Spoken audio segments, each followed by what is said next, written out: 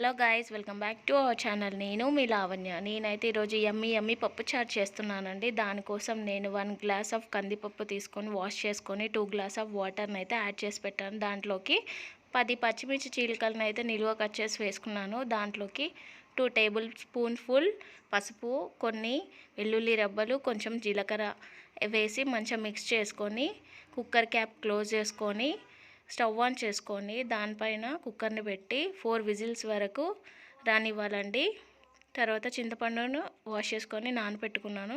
4 whistles తర్వాత పప్పు అనేది మెత్తగా స్మాష్ అయిందండి. చూడండి, దీంట్లోకి ముందుగా నానబెట్టుకున్న చింతపండు సూప్ని అయితే నేను యాడ్ చేశాను. పులుపు బ్యాలెన్స్ కోసం కొన్ని వాటర్ని యాడ్ చేసి మంచిగా పల్చగా కలుపుకోవాలి. కలుపుకున్న దాంట్లోకి 1 టొమాటో యాడ్ చేశాను. ఒక 4 పచ్చిమిర్చి నిలువ కట్ చేసి వేసుకున్నాను. దాంట్లోకి 1 ఆనియన్ యాడ్ చేశాను.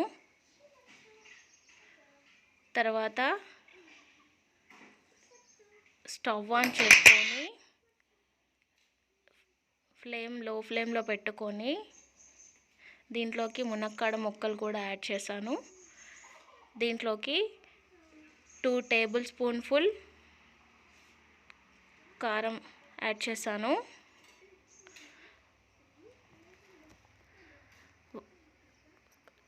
3-4 కరివేపాకు రెబ్బలు యాడ్ చేశాను. తర్వాత 2 టేబుల్ స్పూన్ ఫుల్ సాల్ట్ అయితే యాడ్ చేశాను. తర్వాత వీటన్నింటిని మంచిగా మిక్స్ చేసుకోవాలి.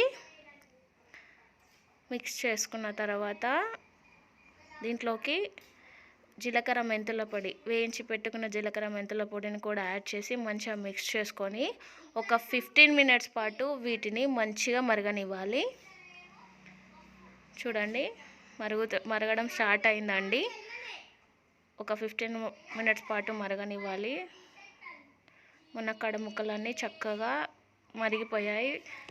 దీనికోసం పప్పుచారు మరిగిపోయిందండి. తర్వాత పోపు కోసం నేనైతే స్టవ్ ఆన్ చేసి వేరే కడాయిలో oil 3 table spoon full oil అయితే యాడ్ చేశాను. తర్వాత దీంట్లోకి కొన్ని ఆవాలు, కొంచెం జీలకర్ర, 3 ఎండుమిర్చి చుంచి వేసుకున్నాను. తర్వాత దీంట్లోకి కొన్ని వెల్లుల్లి రబ్బలు అయితే యాడ్ చేశాను.